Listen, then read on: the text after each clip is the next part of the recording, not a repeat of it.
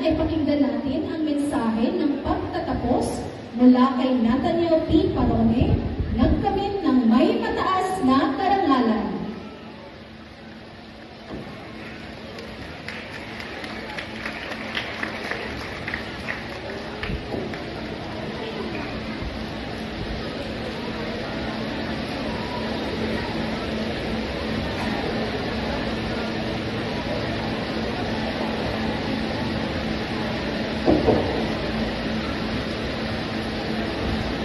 Sa ating PSTS in charge of the school, Ginang Liberty A. Nobleza.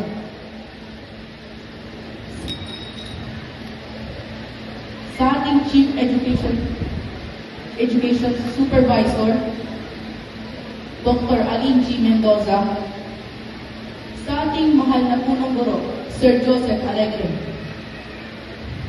Mga panauhin, mga minamahal naming guro, NDMPS faculty, mga magulang, at sa lahat ng nagsipagtapos. Magandang umaga. Sa araw na ito ng aking pagtatapos sa elementarya, nais kong ipahayag ang aking taos-pusong pasasalamat sa lahat na naging bahagi ng aking paglalakbay. Hindi naging madali ang bawat araw. May mga pagsubok at pagkaramdam ng pagod. Ngunit, dahil sa mga taong naniwala at sumuporta sa akin, narating ko ang tagumpay na ito. Sa aking mga minamahal na guro, maraming salamat po niyong walang sawang paggabay at pagbubog, hindi lamang ng aking kaalaman, kundi pati ng aking pagkatao. Ang bawat aral na inyong ibinahagi ay magsisilbing gabay ko sa aking susunod na mga hakbang. Sa aking mga magulang, kayo po ang aking lakas at inspirasyon.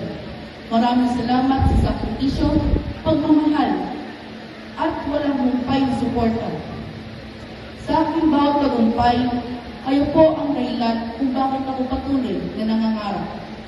Sa aking mga naging kaklase at kaibigan, salamat sa masasayang alaala, tawanan, at pagkakaibigan na buo natin. Kayo ang nagbigay kulay sa aking mga araw sa paaralan at hindi ko makakalimutan ang bawat sandaling magkasama tayo.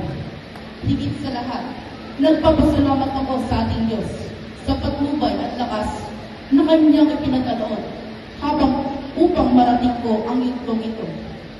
Ang pagtatapos na ito ay hindi lamang para sa akin, kundi para sa ating lahat na naging bahagi ng aking paglalakbay.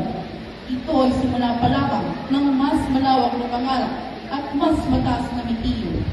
Higit ko ang mga aral, alaala, at pagmamahal na aking natanggap habang ako'y patuloy na kaharap sa panibagong yugto ng aking buhay. Mula sa aking puso, maraming salamat po at congratulations sa ating lahat. Maraming salamat, Nathaniel. Sa bahaging ito ay ating pakinggan